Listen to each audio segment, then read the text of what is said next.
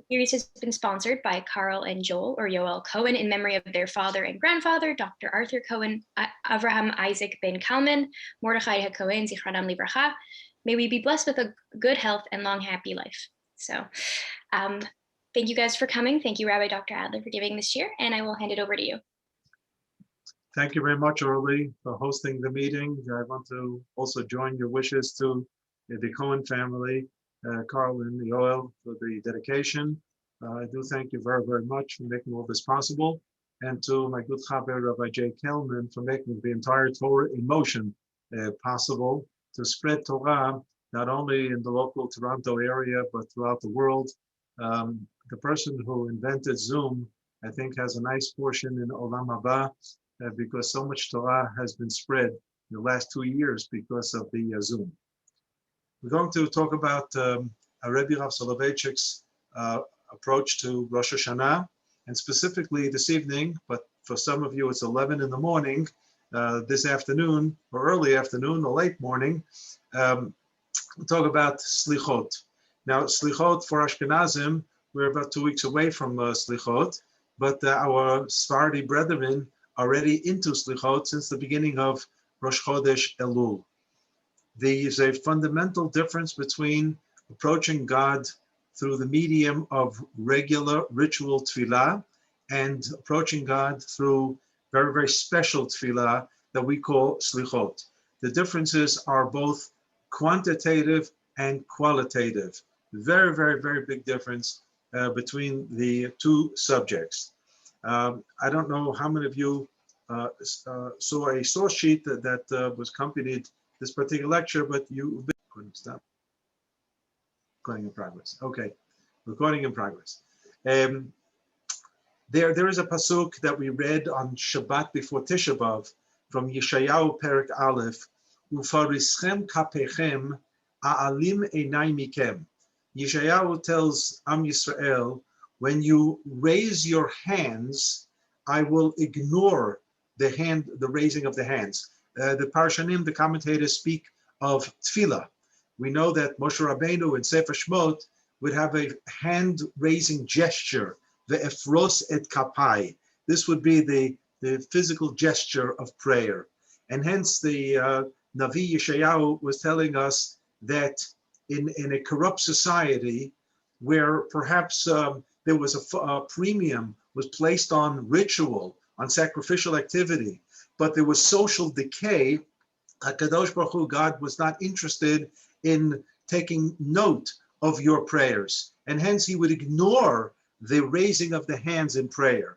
But furthermore, Gam ki tarbut tefillah, and you will even add tefillot, more prayer, and any shomea, I will not listen to it. Yadechem damim maleyu, your hands are soiled with blood.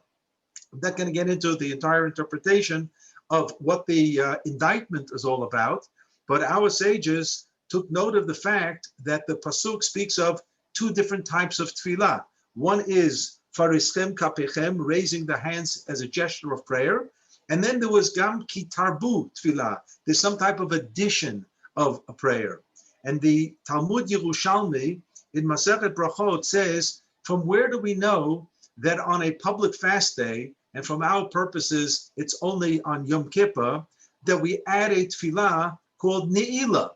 And the Talmud Yerushalmi says, it's from this phrase, Gam ki tarbut tefillah. Occasionally, we have to add prayers. And this comes to teach us, Shekol ha'marbeh b'tefillah na'ana, that if we sometimes add tefillah, we have a much better shot at being, at the response being the positive response that we're all, very, very eagerly looking for. So this seems to indicate that there is regular tefillah, a framework of prayer, and then occasionally we do better. There's another tefillah, and we call that ni'ilah. However, that the difference between a shacharit, musaf, mincha, ma'ariv, and nila is not terribly different qualitatively. They are shmon esrei, they are tfilat amidah. They begin with the regular 3 opening brachot. They conclude with the regular concluding brachot. There is a center bracha that has to do with the sanctity of the day, kedushat hayom, And then there are the unique things, items in the agenda that you put in to a Shabbat or Yom Tov Shmona Esrei. So Nila has its own identifiable features, but it's still within the context of ritual tefillah.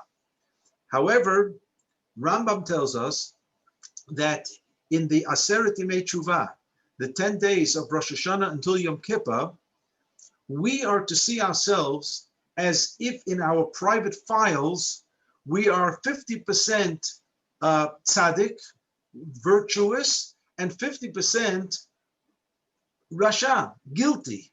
Now, no one knows what really is going on in the private file, but Rambam goes further. We should also think that the entire world on Rosh Hashanah is sitting exactly on 50% virtuous, zakai, and 50% obligated for punitive action, chayav. And therefore, all you have to do is one more mitzvah to tip the scale, both on the personal level as well as on the global level, because Rosh Hashanah is not exclusively a Jewish idea. The Mishnah in Masechet Rosh Hashanah tells us, "V'chol ba'ei olam ovrin lefanav kivnei maron." It is a universal idea, and the author of the L'Tana Tokef Kedushat Hayom that we all say very, very fervently on Rosh Hashanah and Yom Kippur in Musaf, this was integrated into the poetry. V'chol ba'ei olam yavrun lefanecha kivnei maron kivakarat ro'eh edro ma'avir tzano tachat shifto, as the shepherd counts his sheep one after the other, giving undivided attention, albeit momentarily. This is how Kadosh Baruch Hu, God, treats each and every one of us, not just of the Jewish people, but b'chol ba'ei olam, the entire mankind. Everyone is also judged on Rosh Hashanah. And hence, it is obligatory, says the Rambam, to try to do our utmost to tip the scale by the time we get to Yom Kippur. And therefore, the Rambam tells us interesting two customs.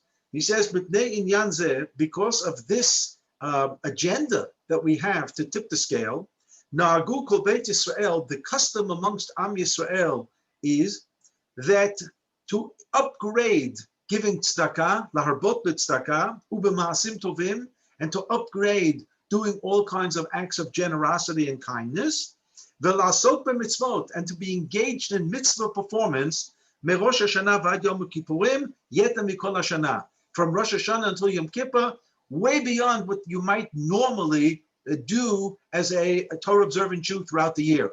In one particular occasion, our Rabbi Rav Soloveitchik Zal spoke about the fact that this sounds a little bit hypocritical, because you know that after Yom Kippur, it's business as usual, and you don't stay at that high plateau of Rosh Hashanah, Yom Kippur. But nevertheless, the Rav gave an entire shiur on trying to explain, what exactly happens here, why we do this, and why each additional mitzvah is spiritually therapeutic, and we're trying to really tip the scale quickly enough to get onto the majority of being virtuous. And then comes Yom Kippur, we will be able to come to our Kadosh Baruch Hu as clean as possible. It's a theme that we will deal with in 2 weeks' time on the difference between Rosh Hashanah and Yom Kippur as days of judgment. They're not the same thing. As we all know, Rosh Hashanah is not Yom Kippur, and Yom Kippur is not Rosh Hashanah.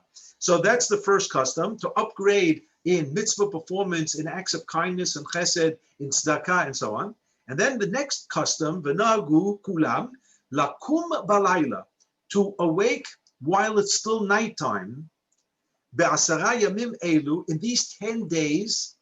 Note, the Rambam doesn't say in the weekdays between Rosh Hashanah and Yom Kippur.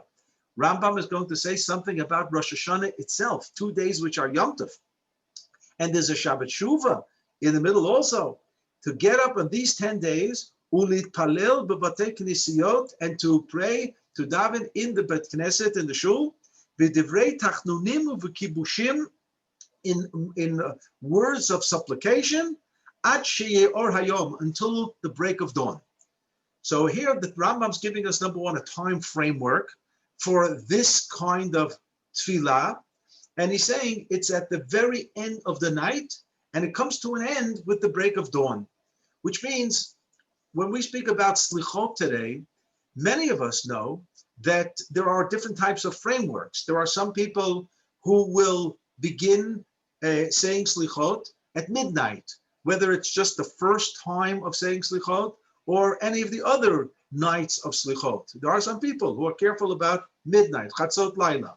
There are people, for convenience reasons, have made the midnight somewhat earlier, 11 o'clock, 10 o'clock, and so on. There are some people who, because of convenience, are not getting up at the moment of an hour, let's say, before break of dawn. They're not getting up at 4:30 in the morning, but they're getting up maybe a few minutes before their normal davening time. So if their normal davening time might be at 7 in the morning, so it'll make slichot at 6:30. The 6:30 is after sunrise here in Israel. So you're actually saying slichot in the daytime. The Rambam doesn't have this slichot in the daytime.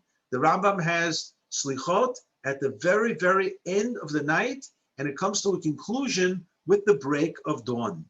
So the Rambam here talks about 10 days of slichot. It was interesting, we know the Rambam is a thoroughbred Sfaradi and knows nothing of the 40 days of saying slichot, nothing at all.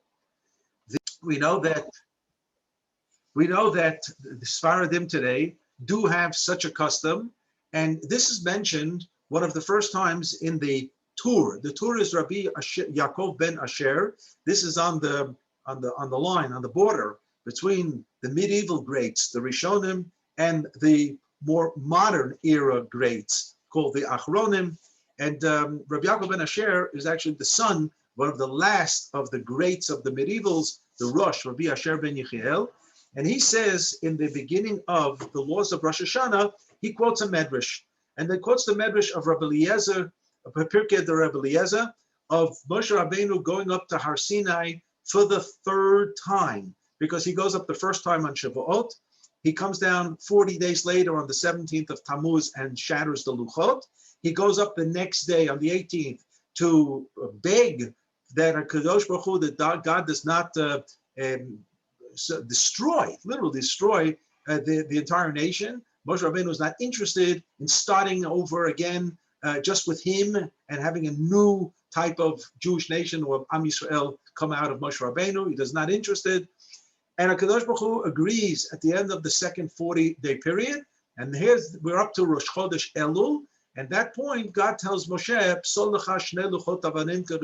chisel out the second set of the tablets of the 10 Commandments. And this will redo the 40-day step of Chag HaShavuot and take us all the way to Yom Kippur, the month of Elul, and another 10 days of Tishrei, and we get to Yom Kippur. And this is the finality of Matan Torah, where it's a 120-day process that began on Chag HaShavuot and culminates with the second set of the Luchot, of the Aseret HaDibrot, and this is on Yom HaKippurim.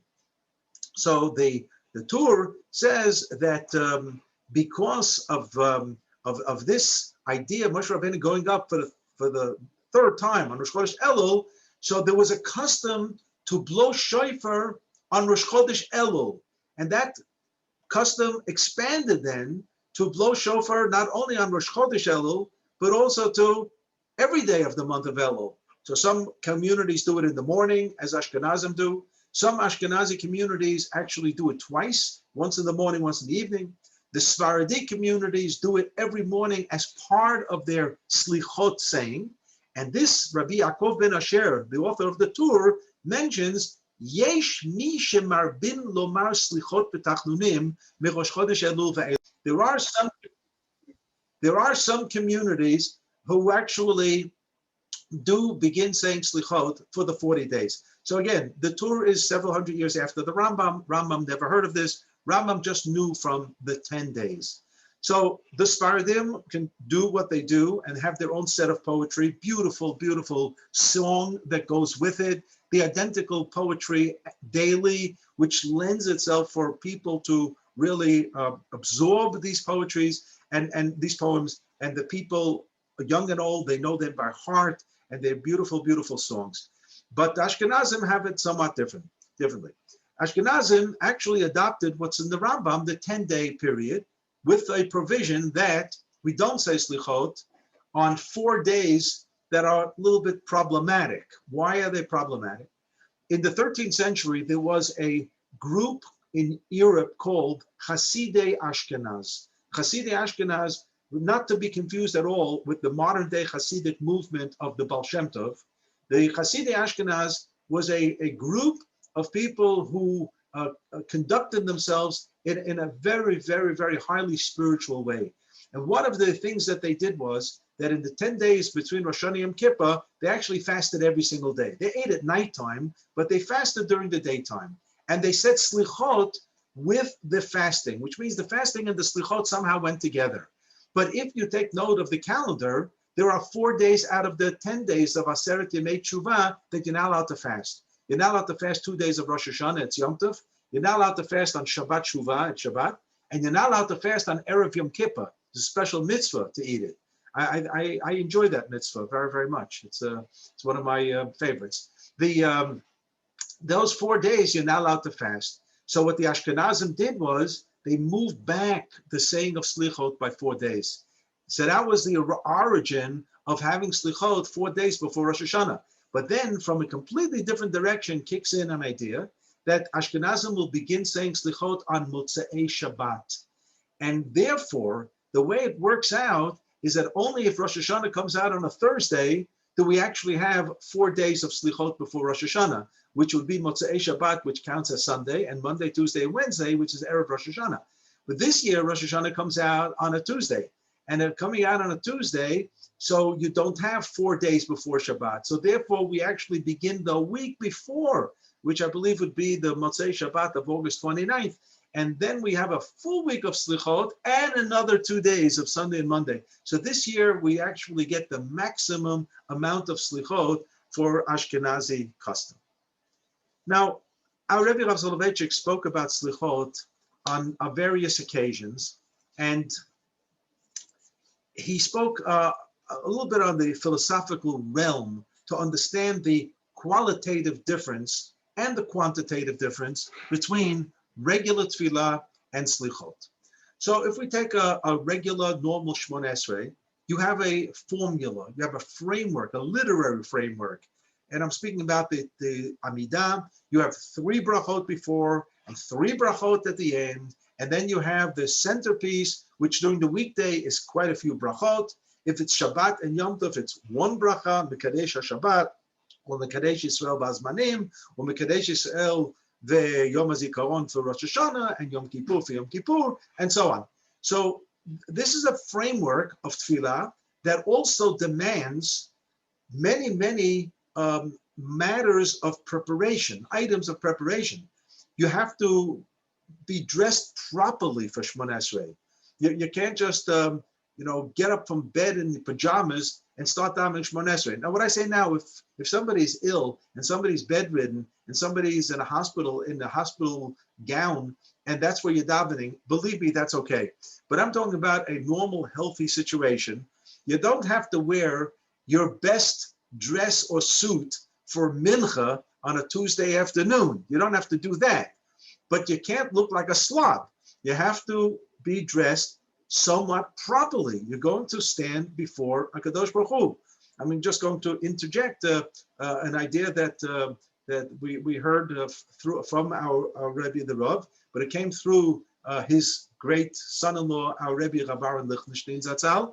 And it was a question that was sent to the Rav's attention in the 1970s by a student of Yeshivat Har Etzion who happened to have been a soldier in the tank corps. And the question was, when he was cleaning the tanks and all the grease and grime that was on his clothing and his hands and everything, and he noticed that he had just 5 minutes to daven mincha, was he obligated to change all his clothing and wash up and perhaps miss the time of davening mincha or not? What should he do? And when the Rav heard the question, he was astonished. He said, I don't understand. He says, the uniforms of Israeli soldiers are themselves holy garments, Bigdei Kodesh, and hence there would be no need to change that clothing, that uniform. Kadosh Baruch Hu would be very impressed with the dirty grease and grime of an Israeli tank soldier doing what he's doing for the defense of Am Yisrael.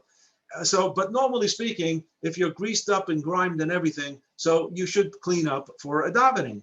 So that's one thing. Second is we stand at attention for Shmona Esrei, and we have a prescribed time framework.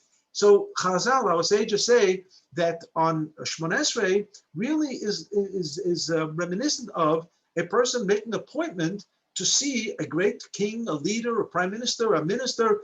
You don't just barge in, you don't just walk in, but you have to have an appointment, and you have to have an agenda.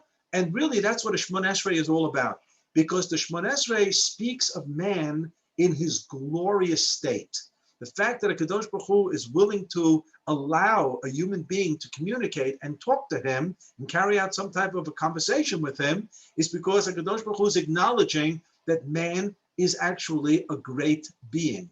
On the other hand, man can also be a very, very low-life type of person. You become cruel. You become very, very, let's just say, unwanted in society. So many things can happen to a human being that causes his downfall. And when a person has that sensation of a downfall, how can you even approach God in type of a tefillah? And the answer is we have a different mode of tefillah, and that's what's called slichot. Slichot actually does not have the formality of a regular Shmona Esrei.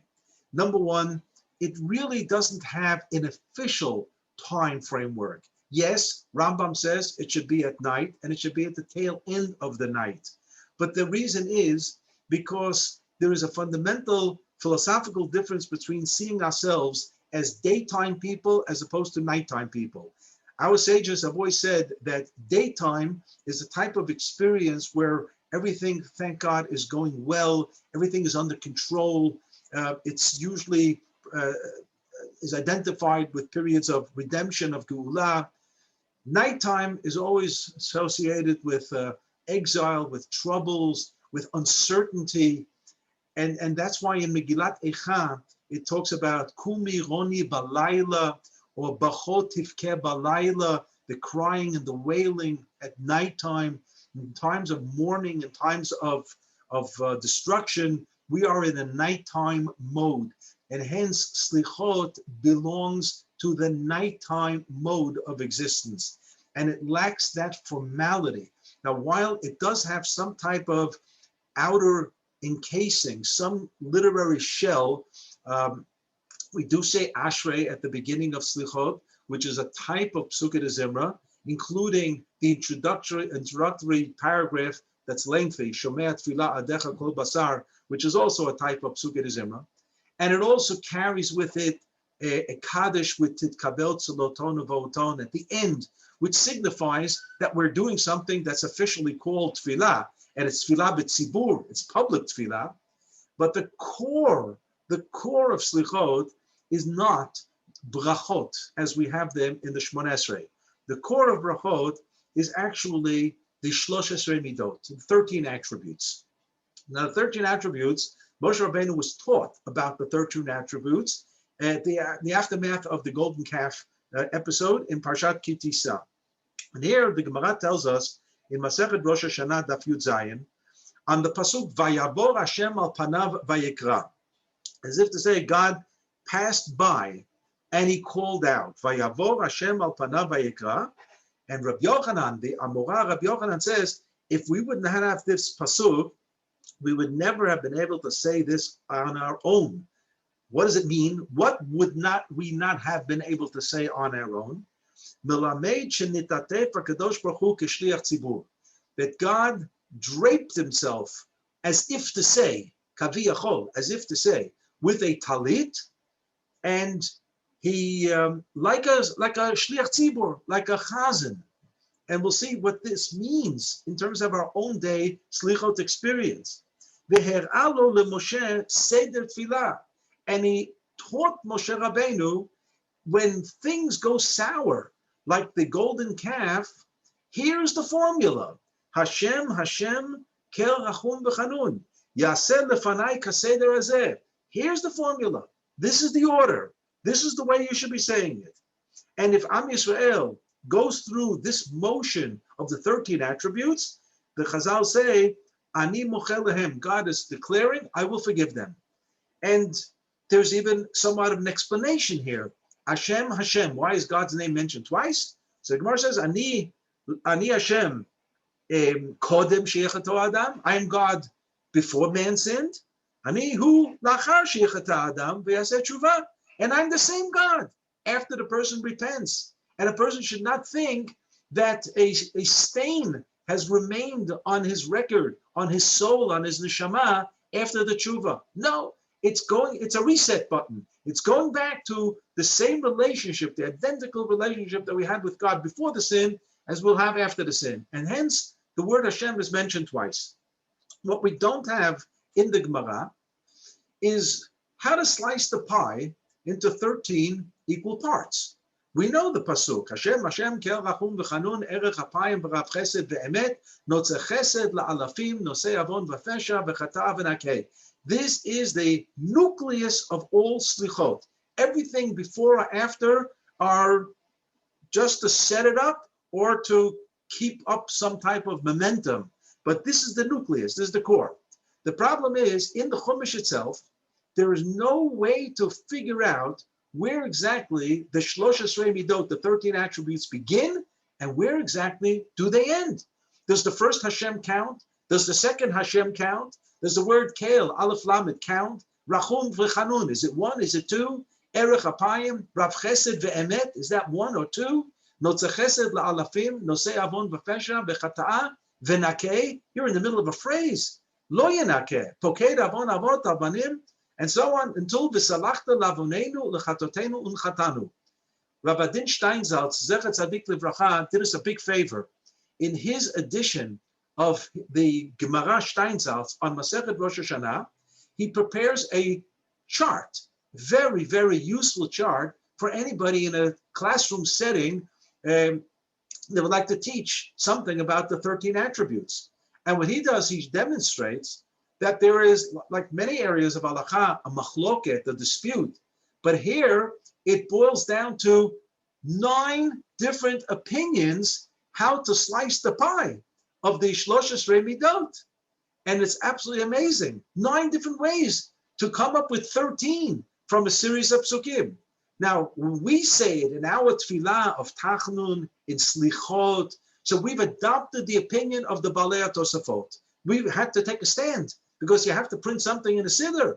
So we say Hashem, Hashem, Kel, Rachum, V'chanun, Erech, Hapayim, V'av Chesed, V'emet, Notzeh Chesed, La'alafim, Nosei Avon, V'fesha, V'chata'a, V'nakeh. But you ever notice that we also continue then, V'salachta lavonenu u'lechatatenu u'nchatanu? We actually do a type of etc., etc., etc., until and including, according to those who believe that V'salachta lavonenu u'lechatatenu u'nchatanu is part of the 13 attributes. One of the slichot that is said on Erev Rosh Hashanah, we speak about the fact that we ask God to choose the appropriate attribute. Meaning, why are there 13 attributes? And why are there 13 attributes that we don't know, we cannot even put our finger on what exactly the particular attribute is a remedy for a particular transgression, a particular sin? We don't have a clue. So we ask God in a piyut, in a poem that we say on Erev Rosh Hashanah, B'shlosh Esrei Midot Hamurot B'Torah, the 13 attributes, Na kol midah nechona. Please, God, choose the appropriate attribute. Because we are at such a loss as to which attribute to single out for any particular sins. Even if a person did a good job keeping a log throughout the year of all the sins, and now looking closely at this list, saying, all right, for these sins I need rachum, for these sins I need chanun. We don't have a clue about this. We come to God on Erev Rosh Hashanah in the Slichot, and we ask HaKadosh Baruch Hu, Na kol midah nechona, please pick out the appropriate attribute. So the idea of Slichot in terms of its qualitative difference is that it actually is loose. It's loose. It does not specify any particular sin. It does not specify any particular process, but leaves it open to the person That means while there is a text, I mean, you get a booklet of slichot, and I highly recommend using something with translation and explanation, so at least you have a good idea of what the difficult Ashkenazi poetry is being said. But there's so much unsaid in the slichot. There's so much there. It's more heart than words, which is very different than a formal Shmon Esrei tefillah, where the text, where the agenda has been written, has been dictated for Am Yisrael for generations to come. So this is the very, very big qualitative difference between slichot and regular tefillah. And the quantitative difference is also measurable by the fact that in a Shmon Esrei, you have the formula of exactly brachot before, brachot after, what comes in the middle, time framework, and so on. This is conspicuously absent from the slichot. And now there's another idea. Number one, so why do Ashkenazim begin on Motzei Shabbat? Where did this all come from? So there is the first poem that we say on the first slichot, B'motzei menucha ki damnucha tchila. And now it's on Motzei Shabbat. We're coming to approach you, and we ask God, Hat oznacha mimarom yoshev tila, that He should give us His undivided attention, lishmoa el harina velatfila. Now I remember growing up in the Borough Park in New York City, we had the greatest of chazanim. Now not everybody enjoys a chazan for davenings. Our Rabbi Rav Soloveitchik once said, I like chazonis very, very much, but not in shul. You know, in concerts, in records, and and recordings, and the radio, so that he loved it. But in shul, he wants to daven. He doesn't want to go to a concert. But when I was very, very young, we had Moshe Kusevitsky, alav shalom, who is yahrzeit these days, and he said slichas for a good 3 hours. It started at 1 a.m. in New York City, which was Chatzot, and he went on till 4 a.m. Good thing people didn't go to work on Sunday in the United States. But so there, it was very cantorial and with a choir and so on. And I remember Lishmoa L'Rina V'Letfilah, this section could have taken 15, 20 minutes, because each stanza, the Chazan really took apart cantorally, and then the choir with its Lishmoa, Lishmoa, Elarina, really went to town on this Shmoa. Where does this come from? The Shmoa Elarina V'Letfilah. It comes from Shlomo Melech, from Melachim Aleph, Perek Chet, in the opening inauguration of the first Beit HaMikdash. Shlomo Melech offers a tefillah, and the theme of the tefillah is Lishmoa Elarina V'Letfilah. He tells God, and if this happens, this is where we're supposed to come and meet up with God. And if that happens, and it's all different types of, we shouldn't know from tzarot, whether it's famine, whether it's war, he's inviting the nations of the world to show up as well. It's just a beautiful, beautiful opening message for what Beit HaMikdash is all about. And he doesn't say a word about animal sacrifices. He says it's Lishmoa Elarina V'Latfilah. And Chazal teach us that there's Rina and there's Tfilah, it's two different things. So it's a place where song and thanksgiving is given to God. It's also a place for petition, for asking, for requesting, for prayer. So there's both Lishmoa L'Rina V'Tfilah. And here, this opening Motzei Menucha signals the beginning of the Yom Noroim season of davening. Everybody feels it. Everybody feels it. You know that when the Chazan starts the Kaddish in the nigun, in the music of Musaf of Rosh Hashanah Yom Kippur, you know that this is Yom Noroim. It's here and it's around the corner. It puts you in the proper frame of mind. But why did Ashkenazim select Motzei Shabbat as being the beginning of the saying of Slichot? So this has something to do with the fact that Motzei Shabbos has been endowed with the quality of Eliyahu Hanavi.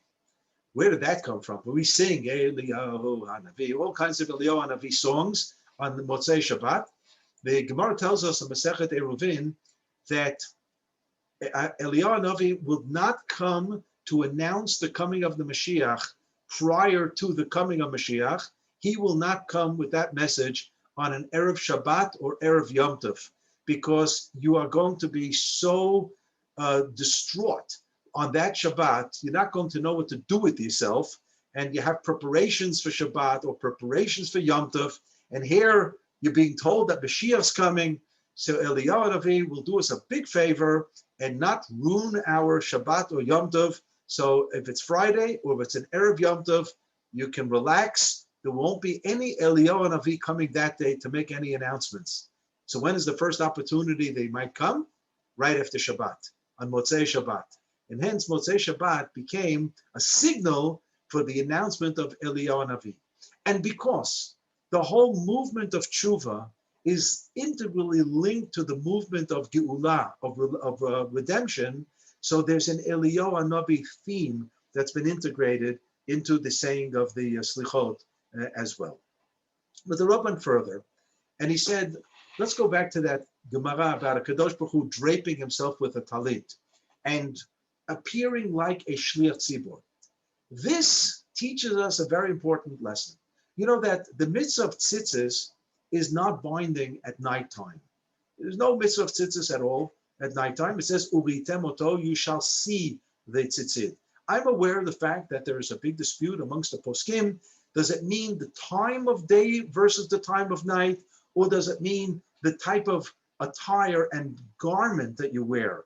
So most say it has to do with the time. So if you happen to be wearing nighttime pajamas at 2 in the afternoon, you still require to have tzitzis if the pajamas are four-cornered.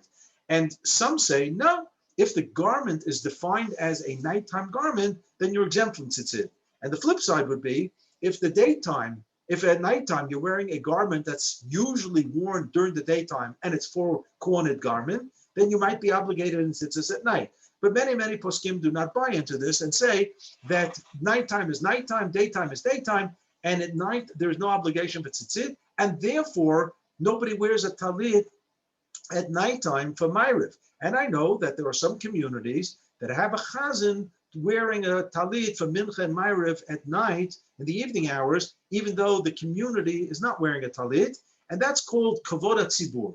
It just to give the chazan a little bit of a more, some stature, a little bit more formality, so he's wearing a talit. The great chief rabbi of Yerushalayim, Rav Tzvi Pesach Frank, Zichronu L'Bracha, issued a psak halacha that if you ever put on a talit, not for the pure mitzvah of tzitzis, but for the purpose of kvod hatzibur, that this is that the community demands that if you're an official functionary, you should wear a talit, then no bracha should be made on that tzitzis. Certainly not at nighttime for Ma'ariv, where nobody makes a bracha on tzitzis, but also in the daytime, let's say a Shabbat mincha, where if somebody gets an aliyah, so many shuls have it that people who get an aliyah put on a talis. According to Rav Tzvi Pesach Frank, you don't make a bracha on the tzitzis of that talis because you didn't wear it for the purpose of the mitzvah of tzitzis. You're wearing it for kvod hatzibur purposes only, and hence it's not part of the formality of wearing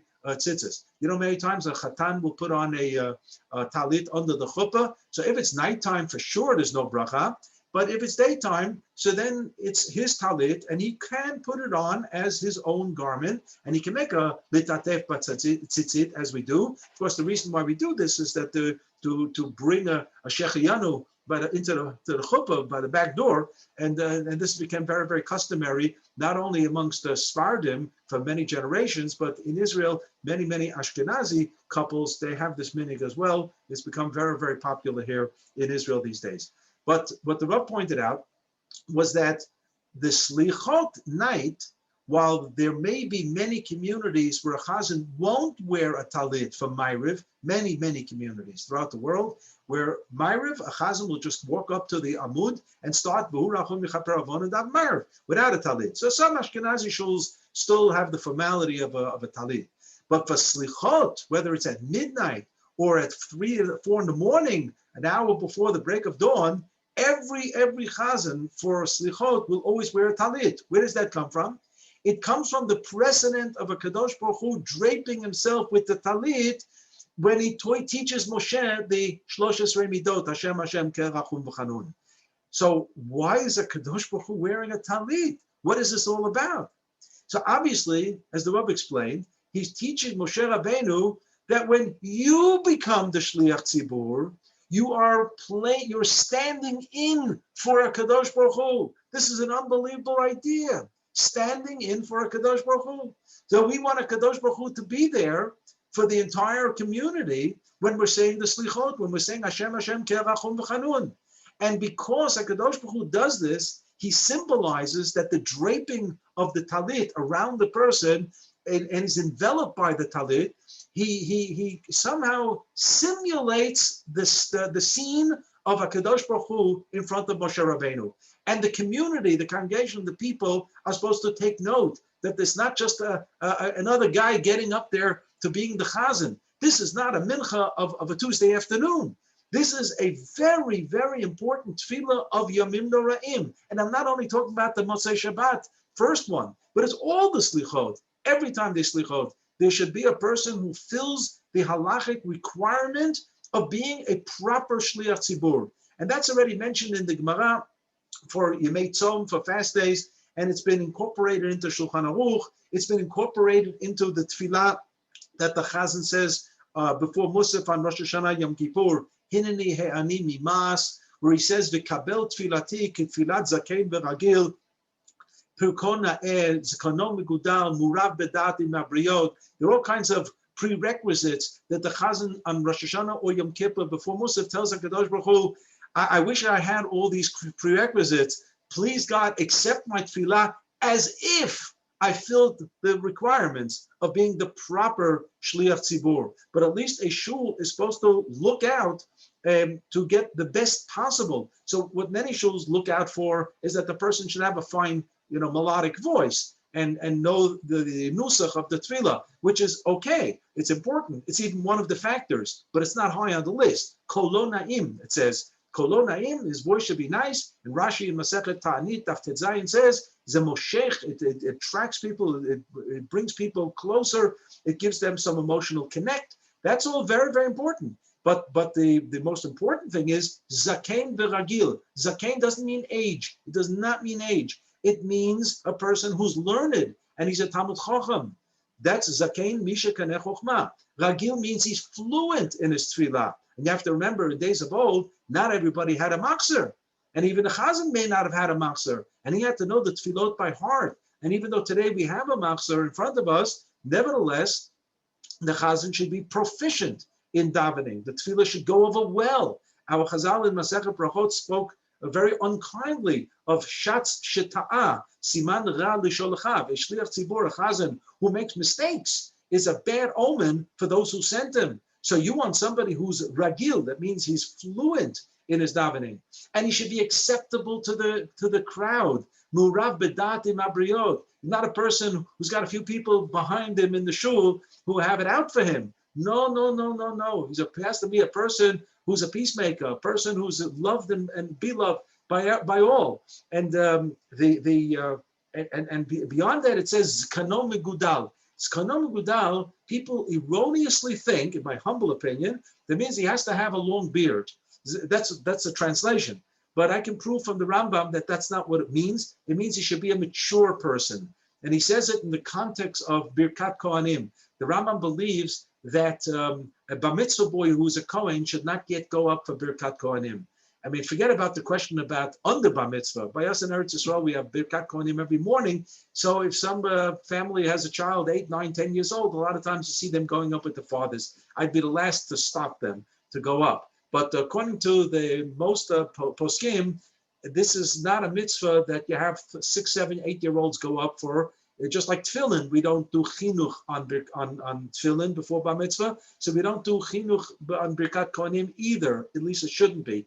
But the Rambam goes further, and he's not interested in a bar mitzvah boy. He says that at least 18 years old. Why? Because zikano megudal. So it's not that you need a beard. Zikano megudal means that the hormones were working already, and he has facial hair. He's older, and more mature. And what we need for a chazan on Yomim, so that's for Birkat Kohanim. What we need for a chazan on Yomim Noraim is a mature, not a teenager who's having a good time, and then he's going to tell his friends how great he davened Musaf on Rosh Hashanah. We need somebody who understands life. And that's why the Shulchan Aruch, the Ramah says, he should be at least 30 years old. He should have a family. He should have experienced some of the trying moments of life.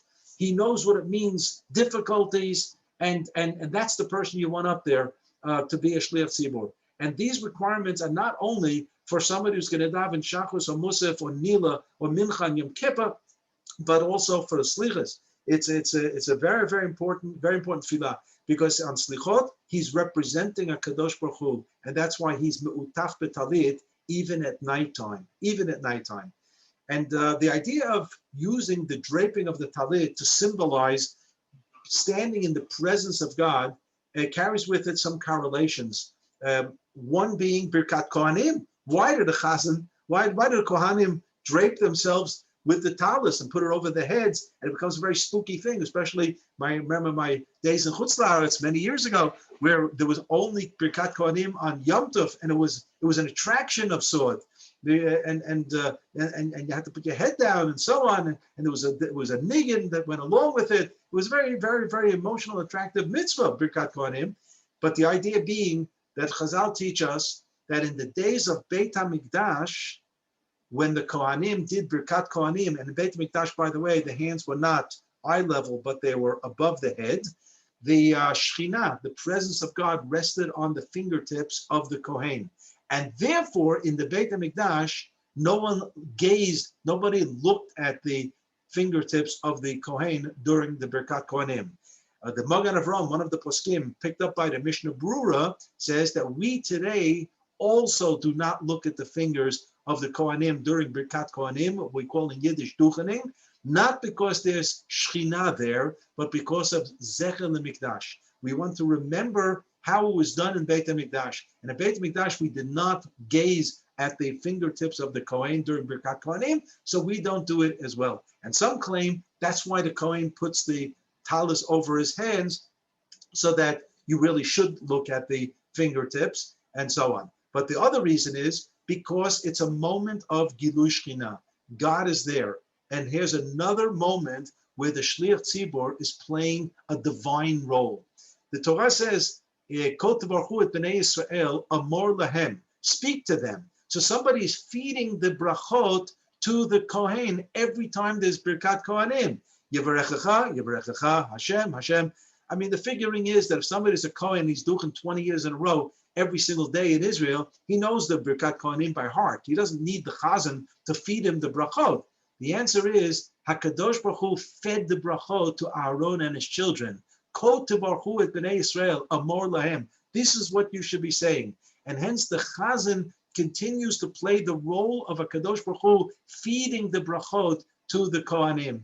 And we say at the end, V'samu et shmi al bnei Yisrael ba'ani avarachem, just in case the Kohanim or perhaps the Chazan got a wise idea in his head that he is the one who's bestowing the blessings. So the Torah says, just make sure you understand, Va'ani, Kadosh Baruch Hu, God speaking, I am the one who's giving the bracha. You are nothing but an intermediary. So you, the Chazan, are playing my role. You're standing in for me. You, the Kohanim, are delivering the brachot, but it's all my brachot. V'samu et shmi al bnei Yisrael, va'ani avarachem. So the Rav said the same thing goes on with Slichot, where the Chazan draped in the talit understands that it's a moment of Gilui Shekhinah, and hence there's the draping of the talit. I'll give another example where the draping of the talit is used to symbolize Gilui Shekhinah, the presence of God. The halacha is that when judges, dayanim, sit in justice, they are to be draped in a talit. Those who studied Daf Yomi remember it from Masechet Shabbat Daf Tet. The question is, when does the judgment begin? It says there that if the judgment started, a case started late in the day, it should continue or not continue. Well, if it got started already, then it continues. So what's considered getting started? It says when the dayanim put on a talis. Why? What's the talis all about? Being draped, because Elokim Mishpat Vadat Kel, that HaKadosh Baruch Hu is there when their justice being meted out. Hence this presence of Shekhinah, of God's presence, and hence draped. And the Rambam says it also in the 30th chapter of Hilchot Shabbat with regard to sitting and waiting for Shabbat. The only community that still does this very day is the Yemenite Jewish community. They wait patiently an hour before Shabbat, they put a talis on, and they walk to shul with the talis Friday night, every Friday night, and that's how they're receiving and accepting the sanctity of Shabbat, with being accompanied, if you may, by the presence of God. And that's why there's also the use of the talit. Perhaps even another example is at a Brit Milah. The Brit Milah, we know that there's presence of Eliyahu Navi at Brit Milah, there's presence of HaKadosh Baruch Hu at Brit Milah, and hence the insistence that the moel and the father of the baby and the sandak, the one holding the baby, and perhaps in some communities, others who are also being involved in the ceremony of the Brit, everybody puts on a talit. That's what it's all about.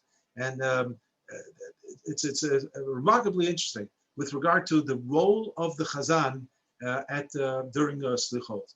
And what he's saying is Hashem, Hashem, kel rachum v'chanun. Now we have this poetry before each saying of Hashem, Hashem, kel rachum v'chanun, the 13 attributes. So first of all, we have a poem. And I say again, the poems are difficult. And the Ashkenazi poem, every single day, or every single night, it's a different poem and a different set of poems. The Ashkenazi poets spoke a Hebrew that's not modern Hebrew. You have to be well equipped with many sentences from Tanakh, with midrashic ideas. It's all embedded. Occasionally, our Rebbe would give shiurim on certain sections of the Slichot, but there's one particular theme that stands out, and that is the Akedah theme. We even say it on the very, very first night of Slichot of Motzei Menucha, where it says, Et Yemin Oz Orera Lasot Chayil, B'tzedek Ne'ekad V'nishchat Tmuro Ayil. We mentioned to God that in our Slichot, that the righteous was bound up. That's Yitzchak. He was bound up. And who was slaughtered? Not Yitzchak, but in exchange, there was a ram. Tumuro Ayil. In his place was an Ayil. Now, who is the ultimate sacrifice? The ultimate sacrifice in the Akedah drama is Yitzchak. But the Ayil, the ram, is just a substitute for him. A substitute. Vayalehu le'olah tachat beno. That's what it says. And you should bring the Ayil, the ram, as a korban olah in place of tachat beno. But actually, he remains the korban, even though he comes off and he lives quite a few years afterwards and has a family, as you know. The idea of tachat, under, the succeeding. So we have this also with Kohen Gadol. So the Torah tells us in Parshat Achrei Mot that also the Kohen Gadol is going to be after Aaron. So the Rav once explained that in those days there was a lot of talk in the media about cloning people, cloning the different animals and so on. So he said that every Kohen is actually a cloned Aaron. Should be a cloned Aaron. Unfortunately, in the second Beit Mikdash era, didn't exactly work out like that. And people became Kohen Gadol because of political connections and sometimes financial connections. It was a very, very horrible thing of the degeneration of the institution of Kohen Gadol. But every Kohen Gadol is supposed to be replacing Aaron a Kohen. He should be in his place. And the Rav said that's why poetically, many times when the poet will talk about Kohanim and Leviim, he will say not Kohanim, but Aharonim, Aharon in plural. You'll find this in the Slichot, you'll find this in the Kinot of Tisha B'Av, in the famous Piyut, where you oscillate between B'tzeitim Mitzrayim, B'tzeitim Yerushalayim. It says there Moshe and Yanchenu Be'Aaron, and it says Aharonim. It says Aharonim. There are Aharonim in the Kinot of Tisha B'Av, and it means Kohanim, because they're supposed to live up to becoming cloned Aaron. And to a certain degree, this is what happened to Yitzchak. Yitzchak was the korban, and Yitzchak becomes a symbol for us to continue that status of korban. And we come to God during Slichot with a very, very, very important message. Look, we think we're on the bad side in terms of our personal record. We don't think that we have a fighting chance that we're going to make it. We're going to have more virtues, more zchuyot, but we have something going for us, something really, really going for us. When Avram Avinu said, Hineni, we are here, I am here when God calls him for the Akedah. We are continuing that call of Hineni. And hence in the Slichot, we have chapter after chapter that refer to the Akedah. And which Akedah are we talking about? Not only the Akedah of Yitzchak of Sefer Breshit fame, we're talking about the fact that many, many Jews throughout the ages were brought up to the Akedah in all kinds of pogroms and all kinds of anti-Semitic destructions and so on, and never came off the Mizbeach, but were murdered. Hundreds and thousands and millions of Jews in the last 1900 years. There was Akedah going on. And we ask HaKadosh Baruch Hu to remember those Akedot. It's something that's going to work in our favor, that we are ready to go do it. It's a sense of Hineni Muchanim Zuman. We are pledging to HaKadosh Baruch Hu the same Hineni of Avram Avinu. And many years ago in Shul here in Yerushalayim, I gave a suggestion that perhaps when the Chazan begins Musaf on Rosh Hashanah Yom Kippur with Hineni He'ani Mimas, he's actually declaring Hineni for all of us. He's in that role of the Chazan. We're all saying Hineni, and we're with the Chazan on this mission of Tefillah of Rosh Hashanah Yom Kippur, explaining to HaKadosh Baruch Hu the readiness to do this. I'm just going to conclude with a little anecdote. So one of my sons was an officer in the paratroop unit of the Israeli army, and during his tenure as an officer, so we in Eretz Israel always take the soldiers to different points in Israel so that the soldiers understand why we're fighting, what we're fighting for, what we're defending. They should understand they have to express readiness of self-sacrifice. And all this is very, very, very important. So they go to different places in Israel. And as it was about 2-3 days before Rosh Hashanah, the place was the old city of Yerushalayim. Okay, very nice. And my son asked me if I would come and give a little bit of a talk to the soldiers. I agreed readily. And I came there and I saw there were about 20 chayalim, 20 soldiers in his unit. I asked them, just I should understand the level, where am I going with this talk? How many are religious? How many are not religious? I mean, I was going to talk to all of them. I just wanted to understand the level and background. He tells me there are 19 not religious and 1 dati, 1 religious. I said, that is absolutely fabulous. Fabulous. God's given me 19 chayalim in the palm of my hand 2 days before Rosh Hashanah. You have to say something. You have to say something that's going to move them and inspire them in a very, very short amount of time. So before I start speaking, he asked my son asked me just to stand aside, and he just gave some last minute instructions to them. I did not overhear what he was saying. And okay, and then he invites me to come over. All I did was I asked them to have them seated. They could overlook Temple Mount, Harabayit, because I was going to talk about the place of Mizbeach. And the place of the Mizbeach in Beit HaMikdash on Sukkot was draped with aravot. Those of you doing Daf Yomi know all about this now. It's really coming up there in the Perek Lulav Arava. It was draped with aravot. Now we know the 4 species represent 4 different types of Jews. And by the way, they're reminiscent of the 4 sons from Seder night. So the etrog has fragrance and has taste. That's the Jew with Torah and good deeds. The lulav is the date palm, has taste but no fragrance. It's a Jew with Torah knowledge but no practice. And then there's the hadas that has fragrance but there's no taste. That's a Jew who may be ignorant but does practice. And then there's the arava, no taste, no fragrance. That's the Jew who's ignorant and does not practice anything. And yet we have to put them all together. Lulav tzarich eged. On Chag HaSukkot, you cannot have Am Yisrael and leave one part out. The unity of Am Yisrael is everybody together. And then in Beit HaMikdash, we highlight the Arava type Jew around the Mizbeach. And the Rav said, why? He said, because to be a Kohen Gadol, you have to be special. To go into the Kodesh Kodeshim, you have on your forehead, Kodesh Lashem. Not everybody is Kodesh Lashem on the forehead. Not everybody understands the depth of Torah. But the Mizbeach symbolizes simple Mesirut Nefesh, the willingness to give up your life for Am Yisrael and for Kadosh Baruch Hu. There you can be an ignoramus and still have the highest measure of self-sacrifice. And hence it's the Arava that drapes the Mizbeach. And I told these chayalim, these soldiers, I said, look, I'm not here to question you and your practice and whatever.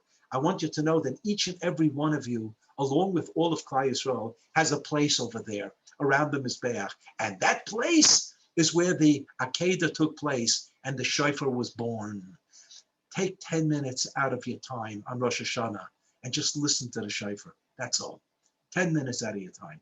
Fine. And they were all nodding, affirmative, very nice. I did not do any follow-up, but I did ask my son afterwards, by the way, what did you tell them before? What kind of instructions did you give them? So he told me, I told them, this is my father speaking. And if any of you open up your fat mouth, you're not going home for Rosh Hashanah. So I thought they were listening because the sikha was a good, emotionally charged, very nice sikha. And I found out that they were all acting nicely because they wanted to go home for Yom Tov. But anyway, it was a very, very positive experience with these chayalim, no doubt, very positive. And to this end, I will say that hopefully we'll see you all next week at the Shir. We will deal with Malchiot, Zichronot, and Shofarot, the core of the Musaf of Rosh Hashanah, the three main brachot. What are the central themes of these brachot? And in 2 weeks' time, the difference between Day of Judgment of Rosh Hashanah and Day of Judgment of Yom Kippur. Please keep well wherever you are. And if you're able to take a vaccination, do yourself a favor and do it, and do everybody else a favor and do it.